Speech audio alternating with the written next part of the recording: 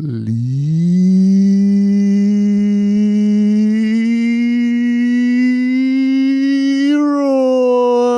I want to FaceTime him right now so bad. I'm going to save it for 10 a.m. He can go look on his Twitter account. That is how Eric Spoelstra orders the Code Red Scalabrini. If you want to know when Eric Spoelstra wants to send a message, that's how he goes out there and sends a message. Not this, I fell on the floor. And you guys are so soft. All of you in Boston are so. Every time your precious little Jason Tatum hits the floor, you think that crime tape should be thrown around the court. The way you guys acted today over this game, pathetic. You boo Caleb Martin, and you know what he did? He just stuck jumper after jumper after jumper after three ball after three ball after three ball right in your O'Malley Chowder face.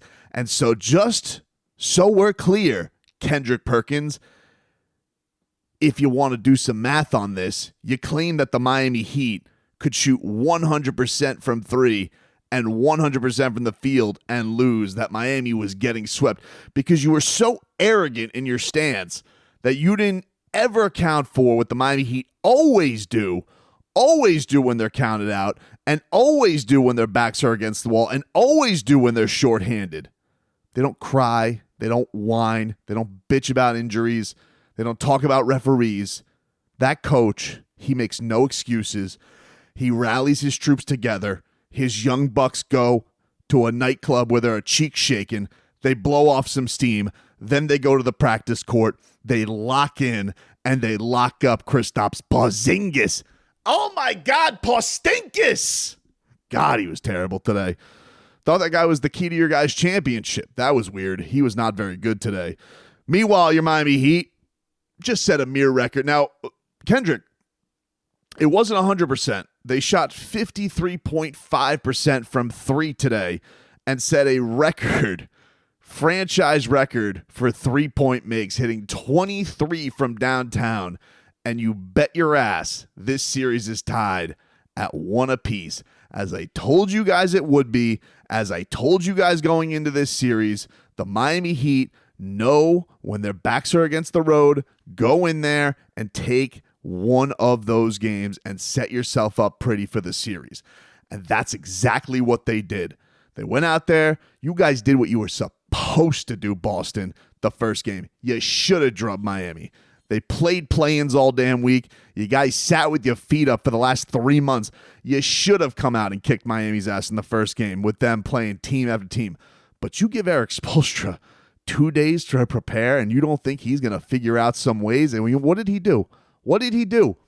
Beat you at your own damn game. He went bombs away on your ass, and you guys were like, didn't know what to do. And your Miami Heat come away today with a 111-101 victory. Gorgeous performance by the Miami Heat today, especially in the second half. You go into this thing and you're thinking to yourself, listen, we go in here and this game right now at halftime, Miami trailing at the half after what they had. Jaylen Brown went absolutely bananas to close that second half. He was like hitting every three. He had a steal and bucket. I mean, it was like, oh, man, all that damn work, and Miami found itself trailing going into halftime. But you want to know something, dude? You knew that they were there for the fight. You knew that they were there for the game. You knew this wasn't going to be one of those things where Miami was sitting there and they were like, do they have a shot? No, you knew Miami was here to play today. And it was just such a team effort all around. You had everybody chipping in from three. Jaime, Nico, Caleb. But today was a proud day for the Kentucky boys. Bam Adebayo and Tyler Hero led their squads. Tyler, what a beautiful game he played today. They take most of the ball handling out of his hands early on in this game. They take the pressure off of him with none of that nonsense. We're going to pressure him the full court. They set him up. Bam. Open it up. Screens. Boom. He is hitting 3 after 3 after 3. And then he starts dicing people up with that two-man game with Bam Adebayo throwing the lobs, setting him up. And then Bam saw that old-ass Al Horford right in his... He's like, what? Time to eat, dude.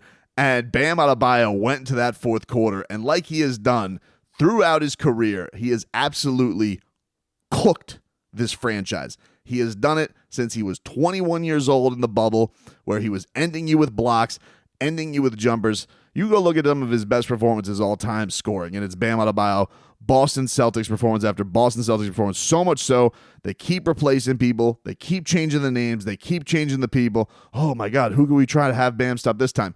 But one of the things that I thought of when the Boston Celtics made all these switches is the best guy I had ever seen on him was Rob Williams III, and that guy's not here anymore. And you can think it's cute putting Al Horford out there, and Al Horford, he's still got some giddy up and certainly has his moments defensively, but not against Bam. Bam saw that, and the green lights went bing bong, and he was like, oh, it's time to go. And you just can't say enough about this squad, man. All the guys out there who came in a record-breaking amount of threes for Miami tonight, going and absolutely just scorched from downtown, but just nobody was scared of the moment today. There was no overpassing. There was no, you have it. No, you. Whoever has the look, take the shot. We'll live with it. Whoever has the open look, if it's Haywood Highsmith with a big three in the fourth quarter. DeLon Wright, he was hitting big threes in the fourth quarter. I mean, Caleb Martin was just code red. Jaime mother bleeping Jaquez. This kid with that luscious hair, just absolutely tremendous today. Goes out there and is just like, no fear in that entire team. And I don't care what you say. Yes, shorthanded. Everybody would love to have Jimmy Butler. It was a depressing thing seeing him today in the rehab room. He's got to sit there and just sit on the sidelines. It's tough because you don't have Terry Rozier. But that squad outside of Jaime had all been in that building and had all seen the Miami Heat have success in that building. And for those losers to boo Caleb Martin every single chance that they got, for him to just respond with that game today, where he goes out there and he gives Miami 21 points after that bowl bleep that Brian Scalabrine pulled. Oh, did Spo order the code red?